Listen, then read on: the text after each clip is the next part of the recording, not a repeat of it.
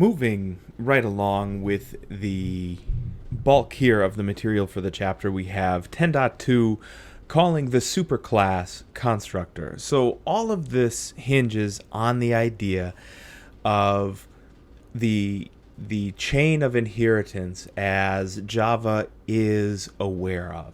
So what really happens here is that a subclass knows what class it inherits from, and because it knows what class it inherits from, it has to create an object from that class that it can inherit from. So that's a long way around the block to saying, hey, look, Java has to call to the superclass constructor first. Let's make sure that there's something there.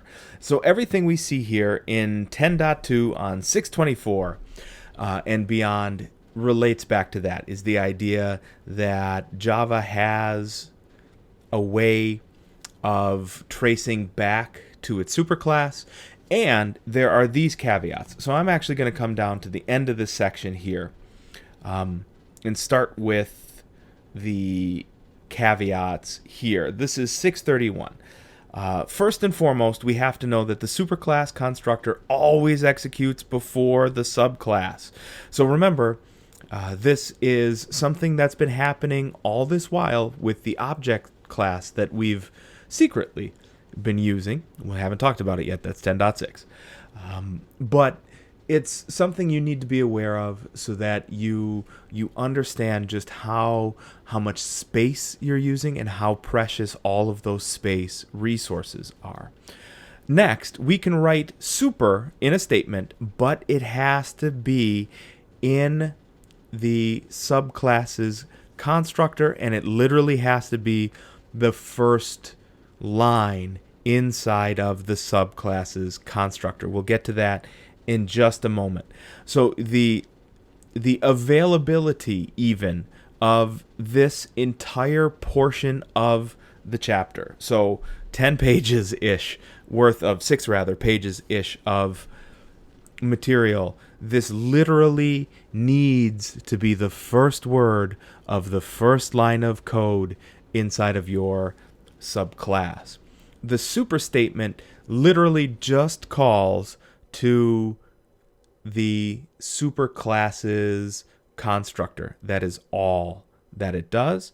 You'll notice also this last bullet point here, if a superclass does not have a default constructor and does not have a no argument constructor, then the class that inherits from it must presume to call one of those. So it has to specifically make a call to a method that isn't there. This is a long way around the block to saying, hey, look, developer. And that's where they grab you by the, the shirt collar there and say, look, when you make a class, make a constructor. Even if you make a no argument constructor, include the thing, because as your development grows later on down the line, this class that you're developing now will extend to subclasses, and at that time having a no argument or a simple constructor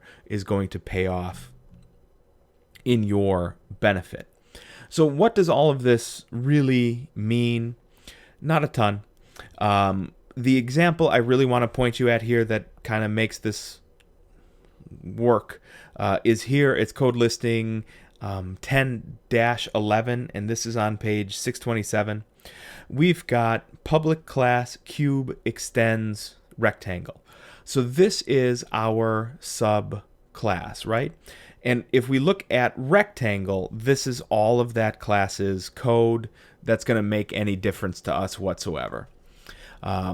We've got our declaration for the class, public class rectangle. It takes 2 private doubles, a length and a width, and here is its constructor. You'll notice we have a constructor with 2 arguments, length and width, where we assign len and w to length and width, and that's it.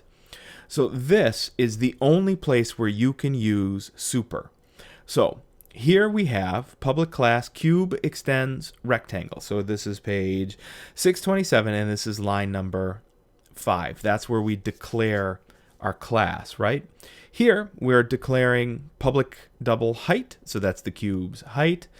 And here inside of the constructor we have for our cube double length, double width, double height. So here is where we can call to the superclass and pass to it length and width. This is the only place where you'll see that idea here of super, and that's it. It is a shortcut way of demonstrating here that yes, indeed, there's a chain of inheritance that Java has to keep track of, and it's a way of enforcing with code the subclass calling to the superclass in literally a single statement that has to be located where it is. So this is as much about you as a developer enforcing a rule for you as a developer as it is just to show you the length that Java goes to maintain structure and order of that chain of classes from subclass to superclass.